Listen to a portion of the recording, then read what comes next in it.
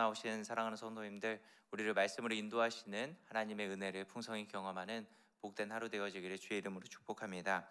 오늘 시편 109편의 말씀을 함께 살펴보게 될 텐데, 여러분 오늘 이 말씀을 읽으면서 어떤 느낌이 드셨나요?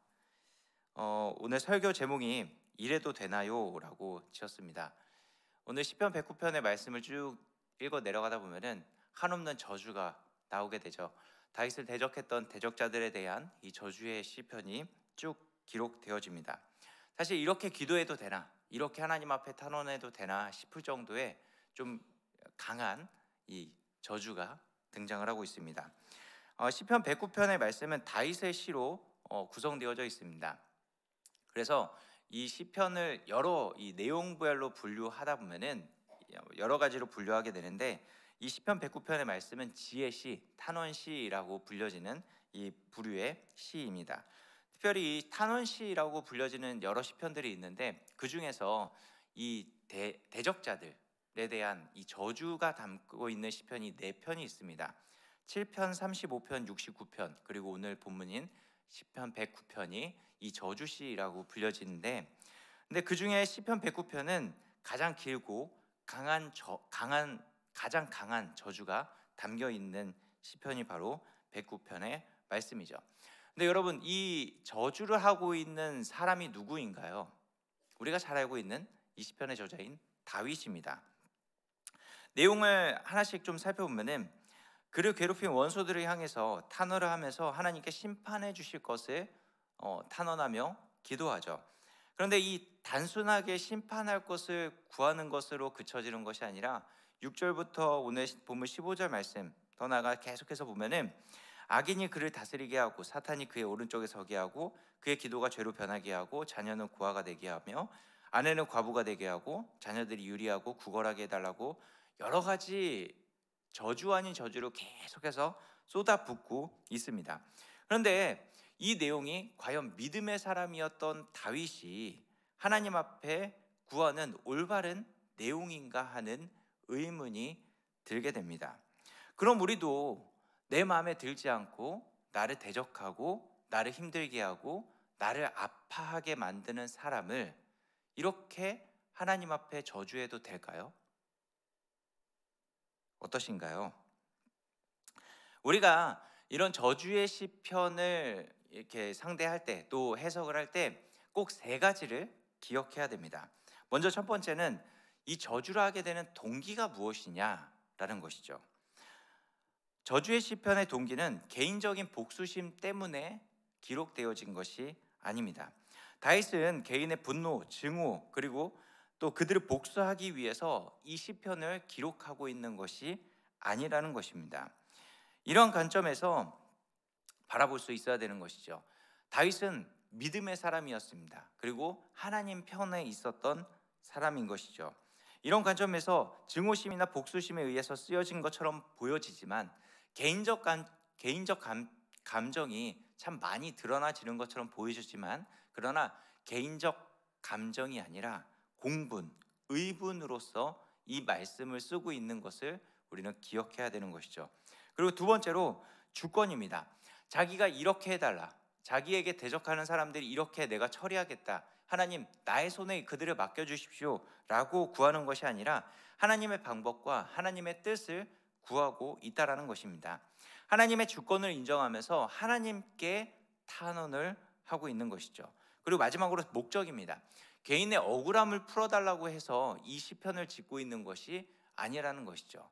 그들을 저주하고 있지만은 단순히 내 감정을 해소하기 위해서 그들을 저주하고 있는 것이 아닙니다. 궁극적으로 하나님의 공의가 이 땅 가운데 나타나기 원하는 그 마음을 가지고 이 시편을 짓고 있는 것입니다. 이런 관점으로 저주의 시를 바라볼 수 있어야 되는 것입니다. 동기, 주권, 목적을 기억하면서 해석할 수 있어야 되는 것이죠.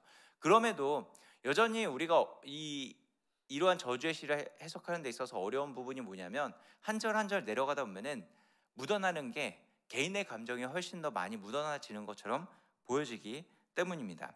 그럼에도 로마서 12장 말씀처럼 원수 갚는 것이 내게 있으니 내가 갚으리라 라고 하는 그 말씀이 성취되어지고 있다라는 것을 우리는 기억하면서 하나님의 백성의 간절한 기도의 제목이라고 바라보며 우리는 해석해 나아갈 수 있어야 되는 것입니다.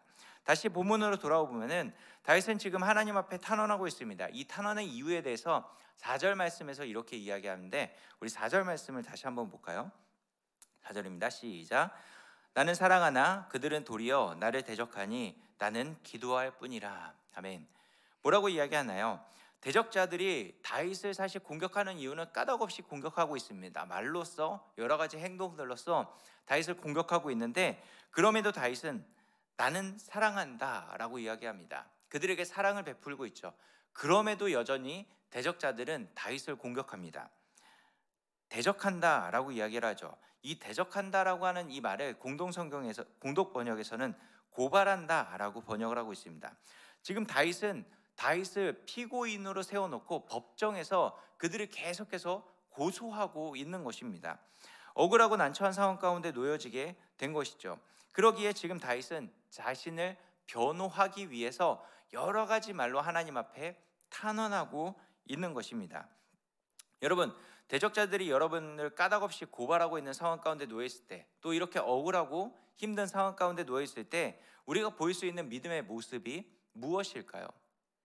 이렇게 자신을 대적하면서 우리를, 아무 잘못하지 않은 우리를 피고인으로서 세워놓고 법정에서 계속해서 고발하고 있다면 우리는 그 자리에서 어떤 모습을 보여야 할까요? 사실 우리 삶을 살아가다 보면 참 억울한 상황들을 만나게 될 때가 있습니다. 그리고 더 나아가서 하나님, 이럴 때도 하나님께서 침묵하고 계십니까? 라고 여겨지는 그런 상황들을 만날 때가 있다라는 것이죠. 그럴 때 믿음으로써 우리는 어떻게 반응해 나아가야 하냐라는 것입니다. 오늘 본문의 말씀을 통해서 이런 상황 가운데서 우리가 어떠한 믿음의 모습을 보여야 하는지 함께 살펴보기 원합니다. 먼저 우리 1절 말씀을 같이 함께 볼까요? 1절입니다. 시작. 내가 찬양하는 하나님이여 잠잠하지 마옵소서. 아멘.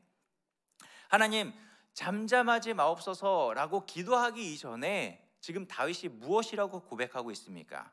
내가 찬양하는 하나님이여 라고 하면서 하나님을 부르고 있습니다. 하나님은 늘 다윗으로 하여금 찬양하게 만드시는 분이십니다. 하나님께서 그에게 구원의 은혜를 베풀어 주셨고 은총을 베풀어 주셨습니다. 그때마다 다윗이 반응하게 됐던 것이 무엇이나요? 찬양하고 감사하고 예배했던 것이죠. 대적자들이 보여주는 모습이 있지만 우리는 그것만을 바라보는 것이 아닙니다. 우리를 찬송하게 만들고 우리를 구원하여 주셔서 그 은혜를 감사하며 영광 올려드리게 만드는 그 하나님을 바라볼 수 있어야 되는 것입니다. 우리를 억울하게 만들고 우리를 힘들게 만들고 우리가 믿음으로써 반응하지 못하게 만드는 그런 여러 환경들을 조성하는 대적자들이 우리에게 끊임없이 다가오지만, 그러나 먼저 우리가 기억해야 될 것은 우리를 찬양하게 만드시는 그 하나님을 바라볼 수 있어야 되는 것입니다.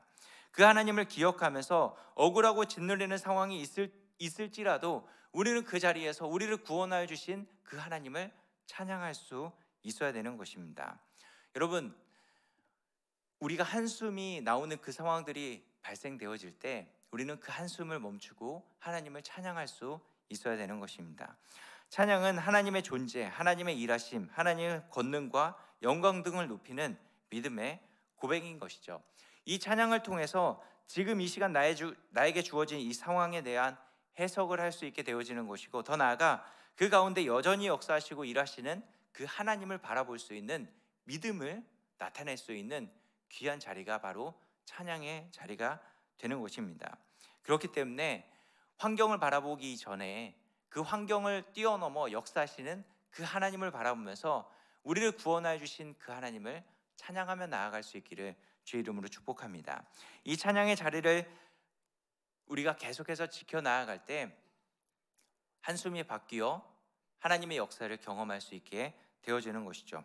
두 번째로 우리 본문 4절 5절 말씀을 다시 한번 볼까요? 4절 5절입니다. 시작. 나는 사랑하나 그들은 도리어 나를 대적하니 나는 기도할 뿐이라. 그들이 악으로 나의 선을 갚으며 미워함으로 나의 사랑을 갚았사오니. 아멘. 지금 다윗이 보이고 있는 모습은 두 가지입니다. 사랑하고 기도하고 있는 것이죠. 우리가 억울하고 힘든 상황 가운데, 또 다윗과 같은 이런 상황 가운데 놓여져 있을 때 대적자들이 우리를 피고인으로서 세워놓고 우리를 고소고발하고 있을 때 우리가 보여야 할 모습은 바로 사랑하고 기도해야 된다라는 것이죠. 자신을 공격하고 있는 대적자들에게 다윗은 지금 최선을 다해서 선의를 베풀고 있는 것입니다. 다윗이 사울에게 했던 모습을 보면은 이 말을 이해할 수 있겠죠. 다윗은 진심으로 그를 죽이려고 했던 이 사울을 최선을 다해서 사랑하고 있는 모습을 보여주고 있습니다. 다윗은 얼마든지 사울을 죽일 수 있는 기회들이 수없이 많이 있었습니다. 그러나 그의 손으로 사울을 죽이지 않죠. 오히려 그를 사랑하고 그를 품어주고 그를 이해하는 자리로 나아가고 있습니다.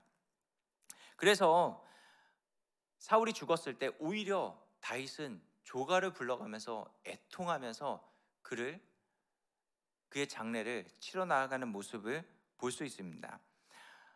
다윗은 사울에게뿐만 아니라 그의 다른 대적자들에게도 같은 태도를 보이면서 사랑의 모습을 보여주고 있는 것이죠.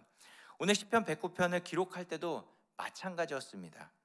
이후로도 아마 평생 그의 대적자들이 나타날 때마다 다윗은 끊임없이 사랑했습니다. 그는 악을 악으로 갚는 것이 아니라 악으로 다가올 때 선으로 갚으려고 최선을 다해서 나아가는 모습을 보였던 것이죠. 여러분, 우리를 대적하고 있는 자들이 아무리 다가온다 할지라도 우리는 그 악을 악으로 갚는 자들이 아니라 악을 선으로 갚을 수 있어야 되는 것이죠. 그런데 사실 저도 이 말씀을 준비하면서 악을 선으로 갚는 것, 그렇지, 그 말씀이 하나님의 말씀이지 라고 하지만 사실 악으로 선으로 갚는 것이 쉽나요? 우리의 본성은 악을 악으로 갚는 것이 훨씬 더 편하고 쉽고 간편하다라고 느껴지고, 악을 선으로 갚는 것은 어쩌면 악으로 버티고 버텨야 선으로 갚을 수 있는 것이 우리의 심정 아닌가요? 그만큼 어려운 일입니다. 그렇기 때문에 다윗이 무엇하고 있나요? 기도하는 것입니다. 최선을 다해서 사랑하고 내가 진짜 죽을 만큼 사랑하고 그 사랑이 너무나도 힘들고 힘든 자리인 것을 알기 때문에 기도의 자리를 지키며 나아가는 것이죠. 나는 기도할 뿐입니다 라고 하는 이 말을 문자 그대로 해석하면 무엇이냐면 나는 기도입니다 라는 것입니다. 이게 무엇이냐면 다윗은 기도 자체로 살아가고 있다는 것입니다. 그만큼 자신을 대적하는 자들을 품고 사랑하는 것이 쉽지 않기 때문에 그는 기도 자체의 삶을 살아갔다는 것입니다. 자신에게 악한 말, 거짓된 말, 속이는 말을 하고 있고 하나님은 그 자리에서 침묵하고 있는 것처럼 보여지기 때문에 그의 삶은 딱 하나밖에 할 수 없었던 것이죠. 기도였던 것입니다. 기도로서 자신의 삶의 모습을 살아내고 있는 것이죠. 때로 우리는 저주의 시편을 읽으면서 나도 이런 기도를 할 수 있나? 나도 이런 기도하고 싶다 라고 여겨질 수 있을 것입니다. 그냥 저주를 퍼붓는 것으로 끝내지는 것으로 내 기도 다 했어 라고 하고 싶은 마음이 들겠죠. 그러나 중요한 건 다윗이 무엇을 먼저 했는지 기억해야 됩니다. 기도하기 이전에 먼저 사랑했습니다.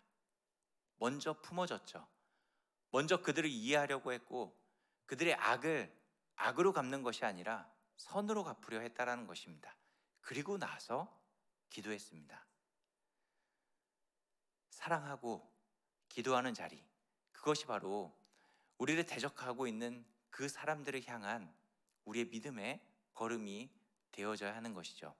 그것을 통하여서 우리는 하나님의 일하심을 맛볼 수 있게 되는 것입니다.